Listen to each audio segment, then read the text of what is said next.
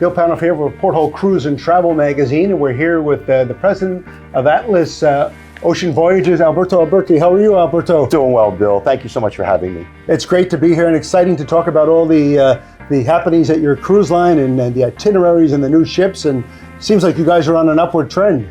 We are. It's everything started great, and now we're just looking forward to keeping up this momentum. Tell me what's the most exciting thing about 2000 and this year in terms of the development of the cruise line? Well, the most important thing is that we got off the ground and we got rolling. The greatest thing has been that we've been able to see our product develop. We've been able to see the onboard experience just really, really improve. And interestingly enough, we've already developed the following. We have had people already on their third cruise with us after only 4 months of operation. Wow. I am super excited. I'm actually sailing on your vessel in Antarctica. I've never been to Antarctica. Super excited about the experience. Tell me what I should expect. Well, Antarctica is a world unto itself. And I'm telling you, even the most experienced traveler should go to Antarctica. When you get there, the sights that you're going to see are so out of this world. It's like they say, we're not in Kansas anymore, you're in Oz, because I'm telling you, the wildlife is unlike anything you want to see. In fact, it's right there at your feet, literally. By the time you're there, it's going to be heavy whale season, so you're going to be seeing a lot of whales. Wow. And all of the penguins will be at that point nesting, and they'll all be around. And not to mention the bird life, because it's getting into summer in Antarctica. The bird life is phenomenal. So just wildlife, and then of course, scenery. And it's a seamless experience, I understand, for the guests that want to travel to Antarctica on your vessel. You have a private charter from Orlando nonstop to Ushuaia. Doesn't get any easier than that. That's what we try to do. We make it, as you say, a seamless experience. We are the first cruise line in the industry that's ever run a direct charter from the United States to Ushuaia. What we do is we bring the guests in, we have a sitting area for them that of course is done in Atlas style with food, beverages, entertainment, and then we take a COVID test so that we put the people into a COVID-free bubble. From there we bring them into the plane, and from the plane, after we land and see a little bit of the countryside, we bring them on board. So it's a very safe environment. On the way home, we also take the charter. Now I will tell you that on the way home, as of right now, the charter has to make a tech stop.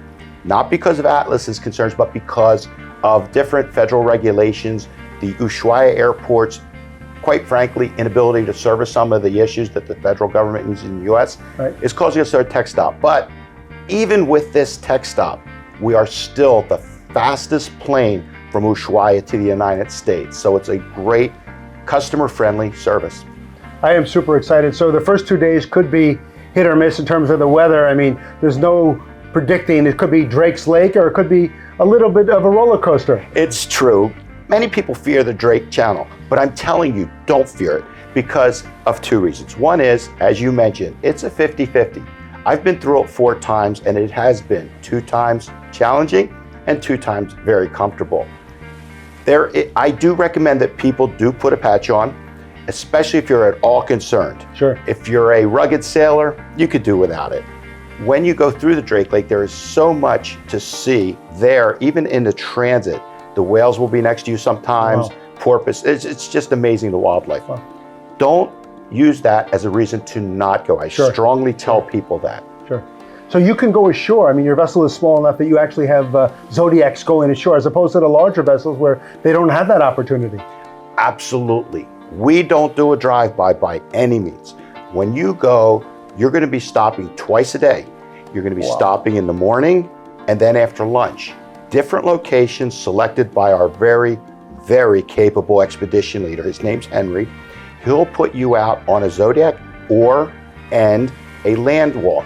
And on the land excursions, that's when you see the wildlife or learn other things.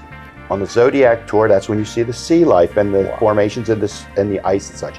You would have never thought that just looking at ice can be such a wonderful experience, but when you get there, you'll understand what I mean, and when you see the photos, you'll understand what I mean.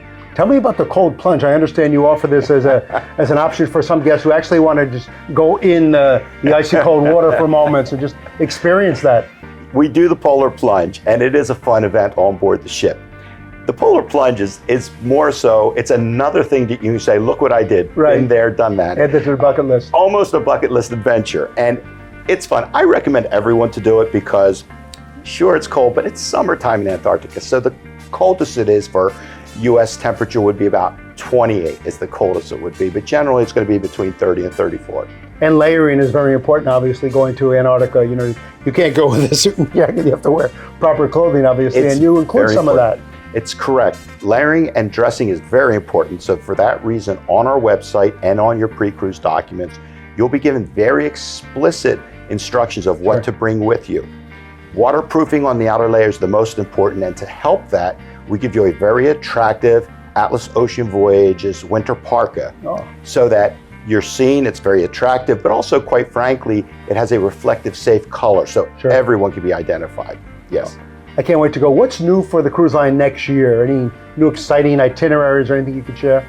Yes, what we're doing next year is we're keeping up with our Lux Adventure theme, and we're heading up to the other poles. And we're going to be up in the Arctic, taking people to Greenland, up into up to the northern fjords. We're going to cross the polar circle. And so with that, what we're going to also be able to do is show the other side of the wildlife, whether it be polar bears, walrus, what have you.